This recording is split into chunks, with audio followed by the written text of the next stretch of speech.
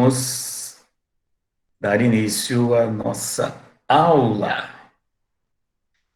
Nessa distância e frieza da internet, longe, mas é o que nós temos para o momento, até para a nossa segurança. Eu queria, gostaria e vou começar pela nossa pela nossa prova da semana retrasada, né? Semana passada nós não tivemos aula, quarta e quinta, quarta foi feriado, quinta foi recesso, então nós não tivemos os nossos encontros na semana passada, mas na semana retrasada, quinta-feira, nós fizemos a nossa provinha, e eu não gosto de chamar de prova, eu prefiro chamar de atividade, porque não era para ser uma prova, né, apesar de que ela acabou virando uma prova. E eu queria fazer, antes da gente começar, eu quero corrigir com vocês as questões, fazer uma espécie de devolutiva, mas eu queria colocar para vocês assim, uma situação que foi chata, né? A ideia da gente estar realizando essas aulas, realizando as atividades, né, e se dispondo a estar aqui. Eu estou aqui sentado, olhando para um computador, onde aparece a minha imagem, e estou falando praticamente comigo mesmo. Eu não sei se vocês aí do outro lado estão me assistindo ou não estão vendo ou não estão. É difícil a gente saber o que está acontecendo, né? Não é nem difícil, é impossível. Possível saber o que acontece aí do outro lado. Eu espero e acredito que eu não esteja falando ao vento, mas que vocês estejam aí, de fato, assistindo e vendo as aulas. E as atividades, né, que a gente faz, e que a gente fez, e que a gente vai fazer, elas têm o sentido e têm a função, né, a intenção dessas atividades é que a gente debata, discute, aprofunde, sedimente o conhecimento que está se tentando transmitir. Eu tenho ouvido alguns professores, né, e dias atrás eu assisti dá para se dizer que é uma aula do professor Flávio Tartucci, aonde ele deixou bem claro, tinha ele e mais dois juristas debatendo alguns assuntos sobre contratos na pandemia, e eles deixaram bem claro uma coisa que eu acabei concordando, essa coisa de dizer que nós estamos num ambiente que não é presencial, que é virtual, tal, isso aí não existe. Se nós estamos nos dispondo a estarmos aqui frente a frente, falando, ouvindo, ele é um encontro presencial. Eu aqui, vocês aí, mas ele é presencial. Se vocês estiverem assistindo essa aula nesse momento, há uma presença e nós estamos conversando. E uma coisa que eu já disse, tenho dito, se quiser interromper, se quiser falar, perguntar, não precisa ser só pelo chat. Você pode abrir o teu áudio, me chamar, eu fecho o meu áudio aqui sem nenhum problema. Você faz a tua pergunta, fecha o teu áudio, faz a tua consideração, fecha o teu áudio, eu comento. Eu acho que a gente tem que ter essa interatividade. Fica uma coisa muito chata, muito maçante, um só falando, um monólogo aqui. Diferente da sala de aula, onde há a interação, né? Mas, enfim, não dá para obrigar a manifestação. Eu gostaria que tivesse, né? A hora que você tiver pergunta, dúvida, pode fazer. Mas, voltando, né? Voltando à prova, a questão número um, que era aquela questão do cheque, que deu toda uma confusão, depois eu fui sentar e refletir, fui corrigir também as respostas, e daí aconteceu que aquela questão ela foi adaptada de uma questão da prova da OAB. Eu peguei uma questão da prova da OAB, que foi muito em cima para fazer a prova, foi de quarta para quinta de vocês, né, foi de um dia para o outro praticamente, e nós estamos trabalhando no escritório, não vou dizer que normalmente, mas tem muita coisa a ser feita, e a gente tá dando andamento aos casos que a gente tem, e com revezamento, eu como moro em cima do escritório, eu estou todo dia aqui, então foi bem corrido elaborar a prova. E, então, houve uma colocação que depois, lendo e com calma, ela foi proposital, né? para que, se vocês encontrassem a questão na internet, havia ali uma grande diferença, né? Qual era essa diferença? Que a resposta da internet, ela estava com o cheque já fora do prazo de apresentação. A OAB, o cheque, ele já não poderia, né, o endosso dele já não era mais válido porque ele estava sendo endossado fora do prazo de apresentação. No nosso caso, o endosso ele era válido, por quê? Porque ele estava dentro do prazo de apresentação. Eu pus essa modificação de propósito. No momento da prova, eu na minha memória a formulação da ordem, né? Que havia um vício. E, em face disso, eu acabei dando orientações para quem foi fazendo perguntas, no sentido de que havia um vício quando não havia.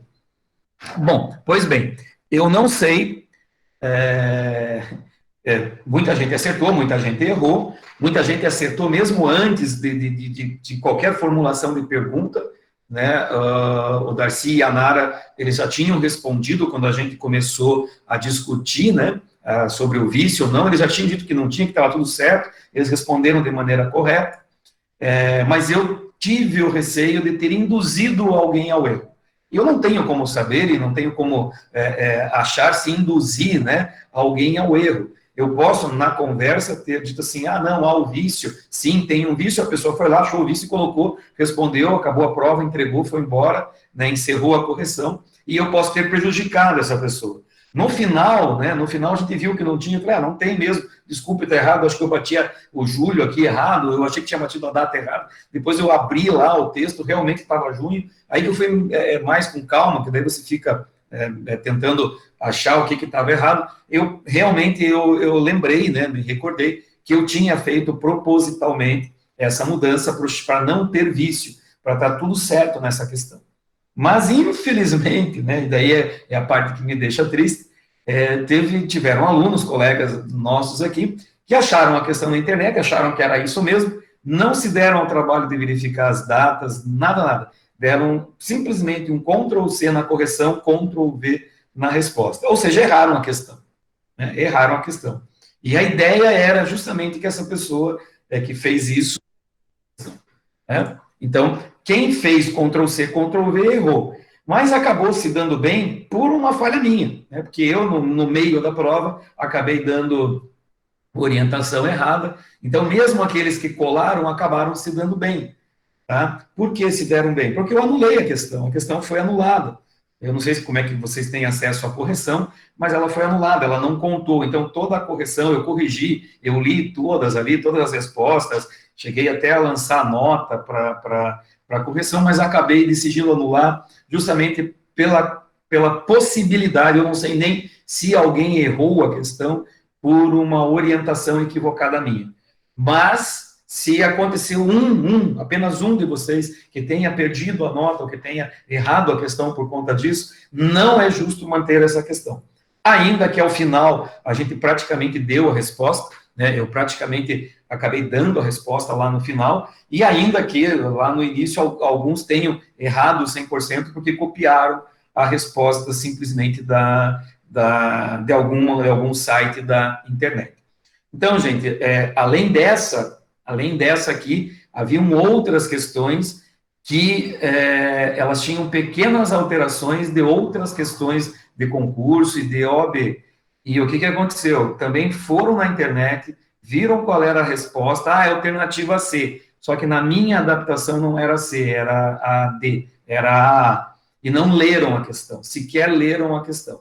Então, isso daí traz algumas conclusões para mim, né, que vocês ainda, apesar de estarem no 9º período já, tendo que, né, fazendo prova da OAB, terminando a faculdade, ainda estão buscando só a nota, né?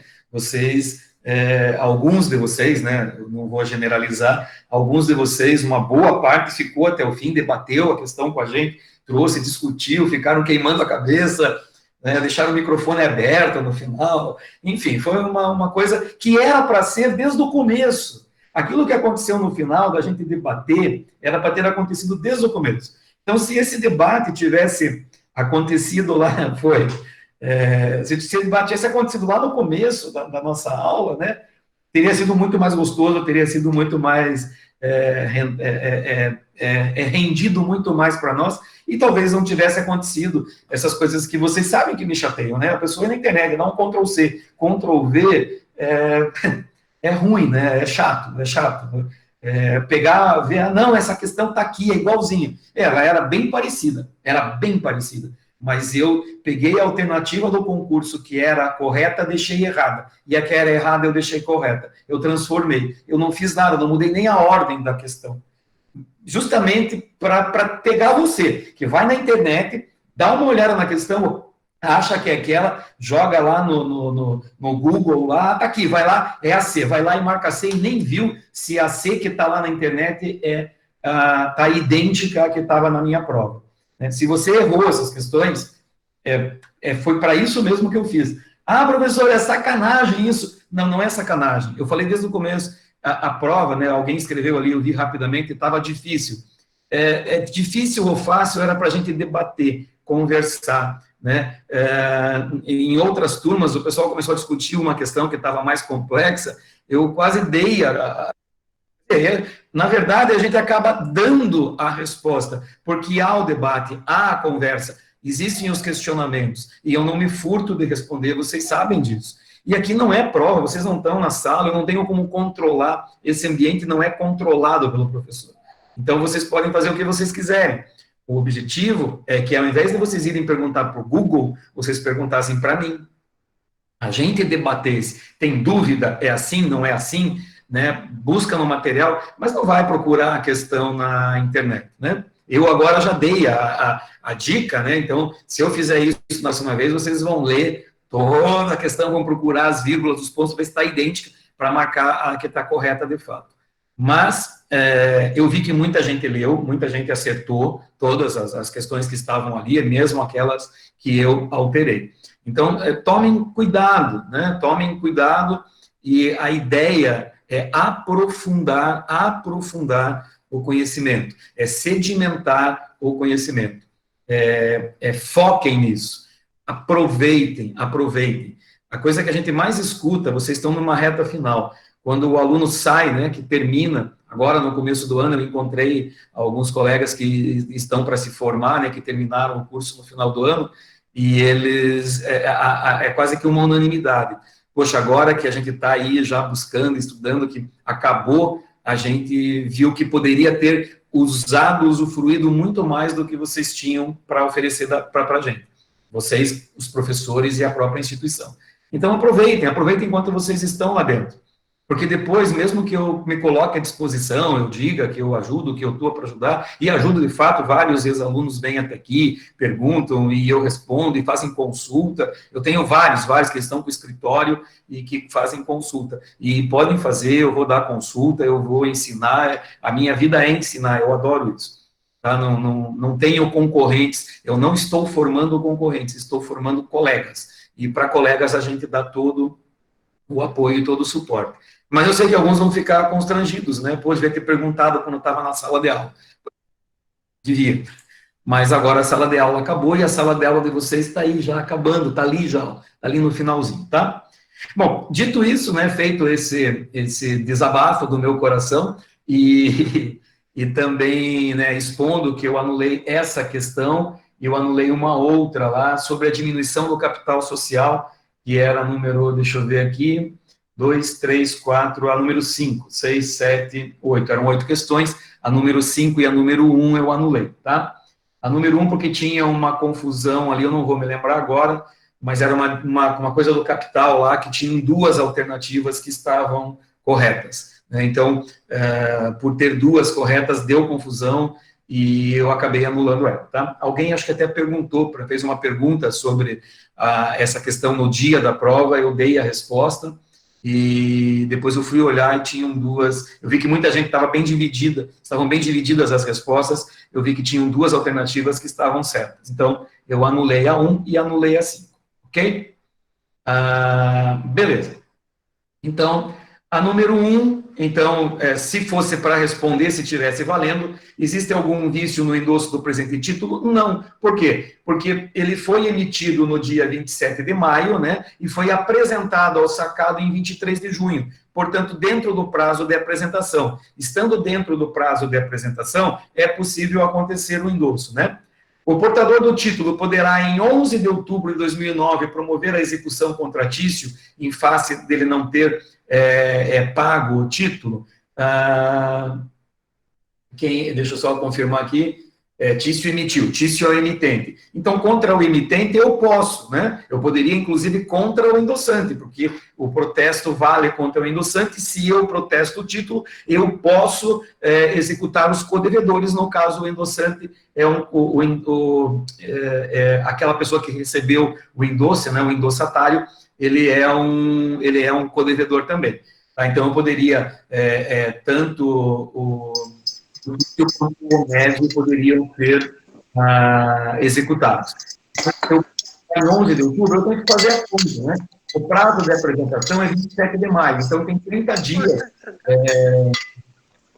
tem 30 dias para a apresentação. Então, vence a apresentação no dia 26 de junho. Dia 26 de junho era o prazo. Então, dia 27 de julho era o primeiro dia prescricional do prazo prescricional do cheque. Seria em julho. Agosto, setembro, outubro. Está no terceiro mês, né? Terceiro mês. Eu conto 30 dias e depois conto 6 meses. Contei os 30 dias, maio tem 31 dias, tenho que cuidar com isso. Então, ele vai dar no dia 26. Dia 26 fecha o 30º dia, não dia 27. Dia 27 já é o 31º dia, né? Então, ou o primeiro dia do prazo prescricional. Como ele tem 6 meses e outubro são 3, então é possível, sim, a execução. Essas seriam as respostas corretas, tá? Muitas respostas que vieram no final da aula vieram nesse sentido. Outras que vieram no começo estavam certas também. Algumas do meio estavam erradas e algumas do começo da aula estavam com Ctrl+C, Ctrl+V. Alguns alunos que entregaram mais para o final também deve ter circulado a resposta e foi o Ctrl+C, Ctrl+V lá da prova da OAB, né? Essa aqui, a número 2, com relação às sociedades limitadas, analise as afirmações a seguir, tá? Então, aqui trata das sociedades limitadas, para marcar daí a que estava correta. Então, era para verificar as 3 assertivas e ver qual estava correta e qual estava incorreta. Essa questão é uma que foi tirada de um concurso. E no concurso, a 1 e a 3 estavam corretas. A 1 e a 3 estavam corretas. Mas aqui, apenas a 3 estava correta. Vamos ver por quê? E muita gente marcou 1 e 3. Muita gente marcou 1 e 3. Por quê? Porque se desse lá no Google, pegasse o começo da primeira frase, essa questão ia aparecer lá. Aí você resolve ver que estava 1 e 3, estava na mesma ordem de resposta, vai lá e marca 1 e 3. Eu não mudei nada na questão, não mudei nada, só mudei uma palavra. E, claro, mudei a resposta, né? Que é na 1. A responsabilidade de cada sócio é restrita ao valor das suas cotas. Beleza? É isso aí. Mas todos respondem subsidiariamente.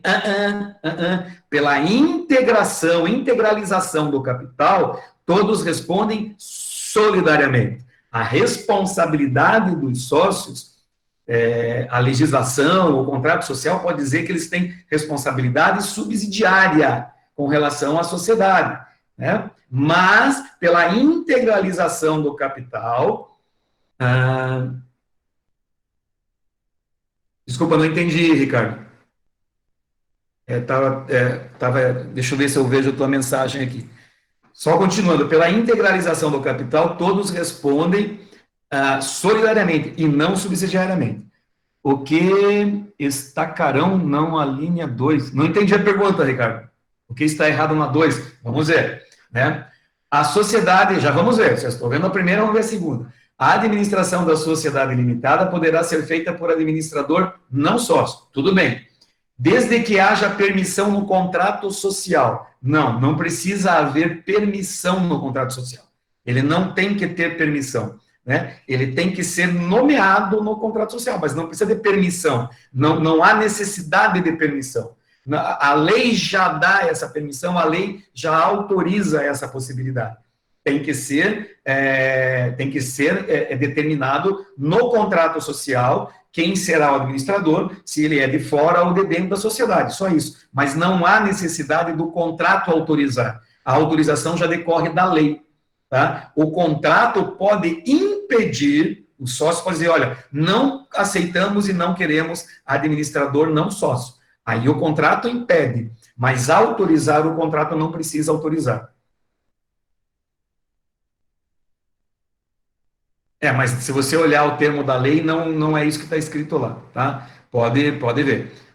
Inclusive, a 2 lá no próprio concurso estava errada. Tá? Eu não mudei nada, ela continua errada aqui, porque o contrato não necessita permitir e nem autorizar. A lei autoriza. O contrato pode impedir, porque é um contrato. Os sócios, na limitada, é uma questão de pessoalidade, é uma sociedade de pessoas, não de capital, ou seja, vale a Factio Societatis, né? Eles estão ali para isso, e eles podem decidir que o administrador será sempre um dos sócios, ou mais de um dos sócios, 2, 3, não importa, ou todos os sócios serão considerados administradores, mas não há obrigatoriedade do contrato autorizar. Por quê? Porque a lei já autoriza, a lei já permite isso. Então, eu não preciso que o contrato autorize. Não sei se você está entendendo, né? Eu só preciso que o contrato autorize se a lei é omissa, se a lei não fala nada. Se a lei não diz se pode ou não pode, por ser um contrato, eu posso nomear. Aí eu tenho que prever que o contrato autoriza. Agora, se o contrato é omisso, eu posso colocar tanto o sócio administrador como o sócio não administrador. E, inclusive, a nomeação do sócio pode estar num documento apartado e não necessariamente no contrato social. Ele pode estar num documento separado, tá? Então, a 1 está errada, a 2 está errada, 3. Os sócios para a constituição da sociedade, da sociedade limitada, porque a questão já me trouxe isso, né? Devem contribuir para a formação do capital social com dinheiro, sim, ou qualquer espécie de bens suscetíveis de avaliação pecuniária. Corretíssimo. O que eu não posso colocar na formação do capital da limitada? Serviço. O capital social da sociedade limitada não pode ser integralizado por serviços. Não pode. Nas outras sociedades, né, que nós vimos, até pode. Né, na sociedade simples, pode. Eu posso, por serviço, eu posso trocar por serviço. Aqui, na limitada, eu não posso. Então, a resposta correta, alternativa C, apenas a 3. Tá? Eu volto a repetir, muita gente marcou, muita gente mesmo, marcou 1 e 3, tá? Vamos para a pergunta número 3. Assinale verdadeiro ou falso. Na sociedade limitada, a assembleia pode ser convocada somente pelos administradores que constam do contrato social. Na sociedade limitada, a assembleia pode ser convocada somente pelos administradores que constam do contrato social. Não, né? A assembleia pode ser convocada por outras formas, meios e por outras pessoas, né? Pelos sócios, inclusive, e sócio não é administrador. Não confundam sócio e administrador. O sócio pode ser administrador, pode, mas efetivamente só por ser sócio ele não é administrador. Então, essa era falsa, essa muita gente acertou, estava bem tranquila. Mais uma aqui de assinale verdadeiro ou falso, né? Essa também estava bem fácil. Na sociedade limitada, é obrigatória a deliberação por Assembleia Geral, no caso em que o número de sócios seja superior a 10. Beleza, tranquilamente. Como que eu faço a deliberação na sociedade limitada? De duas formas, ou por reunião, ou por assembleia. Quando que eu tenho que usar reunião, ou quando que eu tenho que usar assembleia? Pessoal, a assembleia pode ser feita em qualquer circunstância, tá? Qualquer uma.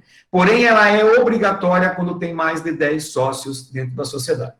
Ok? Então, se tem mais de 10, tem que ser obrigatoriamente por assembleia. Menos de 10, eu posso fazer por reunião, que é mais fácil, mais tranquilo, a convocação, todos os requisitos e a maneira de realizar, né, a liturgia da reunião, ela é mais tranquila, tá? A número 5 foi anulada, né? Por conta, era para marcar verdadeiro ou falso, né? A diminuição do capital social somente ocorrerá se depois integralizado, né? Aqui, na verdade, tinha um erro. Deixa eu ver se eu lembro qual que era. A diminuição do capital social somente ocorrerá se, depois de integralizado, for considerado excessivo para a realização do objeto social ou se houver perdas irreparáveis. E, nesse caso, cabe diminuição proporcional das cotas sociais por deliberação da Assembleia. Na verdade, né, aqui está trocado, se for considerado a diminuição, se for considerado excessivo para, ou se houver perdas. Ou nesse caso aqui, que cabe a diminuição proporcional das cotas sociais por deliberação, ela não é no caso de perdas irreparáveis, mas sim do objeto excessivo. Então, quando há perdas irreparáveis, não é diminuição proporcional. Eu posso devolver, eu posso fazer outras coisas, eu posso cobrar, enfim, existem outros meios para reduzir a cota. O que está errado aqui, que está trocado. O excessivo tinha que ser no final e as perdas tinham que ser antes. Por essa inversão na escrita aqui, ele mudou o sentido da letra da lei. E eu marquei como verdadeira e não ela é falsa, tá? Então, eu acabei anulando por conta disso. Muita gente marcou verdadeiro, né, porque achou que aquilo dizia respeito às duas possibilidades. Eu tenho duas possibilidades de diminuição do capital. A perda irreparável e o objeto, né, aquilo que ele vai realizar, o capital é muito grande para aquilo ali. Eu coloquei um capital de 4 milhões para vender verdura na feira, é muito alto, eu vou reduzir. Então, na redução, né, e na perdas irreparáveis, cada um tem uma forma. E a forma que foi colocada depois ali, que cabe a diminuição proporcional das cotas, não é em relação às perdas, mas sim em relação ao excesso de capital determinado. Então, eu anulei, porque na verdade ela estaria incorreta, e no gabarito eu coloquei como correta. Tá? Sobre a teoria ultra vires, é correto afirmar. Segundo a teoria ultra vires vigente no ordenamento jurídico brasileiro, mesmo antes do advento do atual Código Civil, a sociedade se vincula aos atos praticados por seus administradores, não apenas pelos atos que tenham pertinência com o seu objeto social, mas também aqueles que, não sendo indispensáveis à realização do objeto social, não são expressamente autorizados pelo seu estatuto. E ainda os atos de qualquer natureza vedados por ele vedados, ou pelo estatuto vedado. O que é a teoria ultra vires? É que ultrapassa, né, os atos praticados pelo administrador. A gente diz assim, aquilo que o administrador faz e está fora da sua atribuição, a sociedade não é responsabilizada. Essa seria a regra geral. Essa teoria vem dizer o seguinte, se ele praticou algum ato abusivo, tá? Mesmo não sendo pertinente ao objeto, ele comprou eletrônicos quando deveria ter comprado verduras, que aqui é um mercado de verduras, e ele comprou eletrônicos. Ele ultrapassou o limite do objeto. Mas se esses atos não são indispensáveis, não são proibidos ou não são extremamente previstos ou proibidos pelo estatuto, ainda que sejam, a sociedade responde por isso. Ainda que o administrador ultrapasse esses limites, há sim a responsabilidade da sociedade. Essa é a teoria ultra vires. Essa teoria, ela foi colocada, né, foi positivada no Código Civil, mas ela já existia na jurisprudência antes mesmo de 2002. Ela só foi recepcionada pelo nosso Código. Então, o que está escrito aqui é verdade? Sim, é verdade. Ela já existia antes, ela foi recepcionada, e ela justamente trata de ultrapassar o limite. Serviços, o que tem serviços? Da outra resposta lá, que não pode serviços, ok. Assinale verdadeiro ou falso, mais uma de verdadeiro ou falso, né? As deliberações das sociedades simples, agora não são mais as empresárias, ocorrem pela maioria do capital votante. Ocorrendo empate, decide-se a questão em favor da causa que tiver o maior número de sócios. Persistindo o empate, a questão deve ser levada ao juiz, que decidirá levando em conta o interesse da sociedade. falamos em sala isso aqui presencialmente. A maioria dos votos não se dá pelo número de pessoas, mas pelo capital votante, pela quantidade do capital que cada um possui na sociedade. A gente separou ali ainda, se dois têm 60% e outros 10, né, outros 10 sócios têm 40%, o voto desses dois aqui decide qualquer coisa. Sim, porque eles têm a maioria do capital votante. Então, não é o número de pessoas, mas sim a quantidade de capital que cada sócio detém. Eu somo o capital, quem tiver a votação, né, o lado que tiver o maior capital vence. Se houver empate, 50% do capital votou sim, 50% do capital votou não. Então, eu vou contar quantos sócios tem aqui, quantos sócios tem aqui. Aqui tem mais sócios, então vence esse lado. Aqui tem mais sócios, então vence esse lado. Agora, se eu tenho 10 sócios aqui, 10 sócios aqui, e deu 50-50, ou seja, empatou nos dois critérios, o que eu vou fazer? Tem que levar para o juiz e o juiz decide. Se eu levar lá para o juiz decidir uma coisa da sociedade? Sim. Se não houver consenso e for necessário, você tem que levar para o juiz decidir, e ele vai levar em consideração o melhor interesse dentro daquilo que é apresentado para ele. Processualmente são apresentadas provas e elementos, ele vai decidir que o melhor para a sociedade é esse, e ele vai fazer. Eventualmente, ele pode até pedir parecer técnico a título de como se fosse uma perícia para um especialista, para um administrador, porque o juiz não é obrigado a entender de administração de empresa, né? Ok? A última, no que tange a duplicata, né? Então, no que tange a duplicata, assinale a alternativa, era para marcar aqui a correta, né? O comprador poderá aceitá-la por vícios, defeitos e diferenças na qualidade ou na quantidade de mercadorias exclusivamente. Não, né? Os vícios e defeitos não são apenas na quantidade e na qualidade. Ela pode estar quebrada.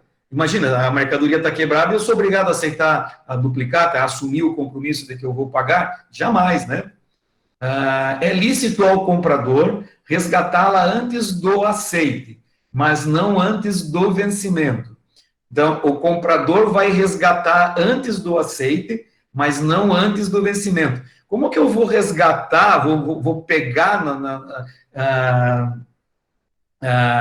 a duplicata, eu posso retirar, eu posso pagar, né, e retirar antes do aceite, mas não antes do vencimento, se o aceite é antes do vencimento. Né? O que é resgatar a duplicata? É ir lá e quitar. Eu vou lá e quito. Né? Então, a mercadoria chegou, tá, eu tenho capital, vou pagar agora, isso aqui não vou esperar para pagar em 30 dias, já vou liquidar essa duplicata hoje. Eu nem aceitei a duplicata ainda, e já vou resgatar, já vou pagar e resgatá-la. O aceite é antes do vencimento, então se eu estou resgatando ela antes do aceite, eu já estou obrigatoriamente resgatando antes do vencimento, tá? Trata-se de título causal. Sim, ele é um título causal, tem que ter uma causa para sua emissão. No caso, compra e venda mercantil. Eu não posso emitir uma duplicata quando dois particulares vendem um carro. Por quê? Porque eu preciso de uma nota fiscal de fatura específica para a emissão de duplicata. E eu, particular, não consigo emitir essa nota. Tá? Apenas os empresários conseguem emitir. Que por isso não admite reforma ou prorrogação do prazo de vencimento. Claro que admite. Eu posso reformar, é de livre negociação, é um título de crédito. Eu posso, pelo atraso na entrega da mercadoria, eu posso pedir uma prorrogação de prazo de vencimento, isso pode ser feito tranquilamente. É título protestável por falta de aceite, beleza? Porque é um dos títulos que tem que ter aceite, duplicata e letra de câmbio, tá? Por falta de devolução, sim, não foi devolvida, porque ela vem para o aceite. Hoje já não funciona assim mais, mas o mecanismo era esse, a duplicata vinha, eu dava o aceite e devolvia para o vendedor. Se eu não devolvi, dei o aceite, mas segurei, pode ser protestada pela falta de devolução também. Ou ainda o protesto por falta de pagamento. Eu dei o aceite, eu devolvi, mas não paguei. Em qualquer uma das três situações, ou nas três situações, cabe o protesto. Podendo o protesto ser tirado mediante a apresentação da duplicata, ou triplicata, né, se a duplicata não foi devolvida, eu tenho que emitir a triplicata, ou ainda por simples indicações do portador na falta de devolução do título. Lembra que eu falei da desmaterialização? havendo a desmaterialização do título, hoje esse título não circula mais para lá e para cá. Como que eu configuro esse título? Com o aceite, né, com a indicação, com a cópia da nota fiscal. Eu tenho elementos que servem para o protesto. Isso chama-se protesto por indicação, que inclusive para a execução judicial do título, eu preciso da materialização. Como que eu faço a materialização? Comprovante da entrega da mercadoria ou da prestação do serviço, aquele tiquezinho que a gente assina nas notas de fatura, põe data, põe nome, põe RG e assina, aquilo ali serve como um dos indicadores para o protesto. A cópia da nota fiscal, onde constam os números dos títulos, eu levo isso ao protesto por indicação, é feito o protesto, emitido uma certidão, com a certidão de protesto por indicação, o comprovante de entrega, a cópia da nota, eu materializei a duplicata, que hoje ela só vai existir se for feita fisicamente, porque tudo que é feito no mundo mercantil hoje é tudo eletrônico, tudo vai via banco, tudo vai via sistema, não existe mais a cártula da duplicata, não há mais o aceite é quando você recebe a mercadoria e assina. Aquele é o teu aceite da duplicata. Ele substitui aquele aceite na cártula do título. Então, essa aqui está bem correta. Em nenhum caso poderá o sacado reter a duplicata em seu poder até a data do vencimento, devendo comunicar eventuais divergências à apresentante com a devolução do título. Ele pode reter, sim, no caso do vício, no caso de troca, no caso de... Ele só devolve o título, né, ele retém porque ele não vai dar o aceite por algum vício na mercadoria ou na prestação do serviço, então ele retém até que seja reparado e só então ele devolve para que seja, inclusive, modificado a devolução. Então, em nenhum caso aqui o sacado pode reter, ele pode reter em alguns casos, sim, tá? Pessoal, ficou alguma dúvida? Vocês têm alguma consideração? Querem falar alguma coisa? Querem brigar? A prova foi feita muito rápido, né? Então, tem até, eu vi depois, tem alguns erros ali na formulação, mas ela ficou compreensível, deu para responder. Eu, pelas notas, assim, eu acho que todo mundo foi bem. Né, quem não foi, não tirou 7, ficou com 6 e alguma coisa. Quem ficou abaixo é porque não entregou as atividades, e se alguém ainda não entregou a atividade, não fez, pode me mandar por e-mail, pode me mandar pelo WhatsApp, manda para cá, porque a ideia não é deixar de receber nenhuma atividade. Inclusive, é uma orientação da instituição, tá? Facilitar, deu pau no sistema, manda a foto, manda o gabarito, a gente não pode causar, né, vocês não podem sofrer nenhum prejuízo pela questão do sistema, pela questão da internet ou por qualquer outra de comunicação, ok? Tudo certo? Não tem dúvidas nenhuma? Os slides dos contratos estão lá, são slides antigos, eu não tive tempo de arrumar, né? Não deu tempo de eu mexer, porque eu estou refazendo todos os slides de direito de família, que eles estavam bem com tópicos, é uma matéria que eu já dou há tanto tempo que eu quase nem preciso dos slides, e eles, coitados, estavam sem nenhum slide até agora, então, esses dias todos, né, inclusive na semana passada, eu procurei refazê-los e já estou enviando lá, hoje já fizemos aula com os slides.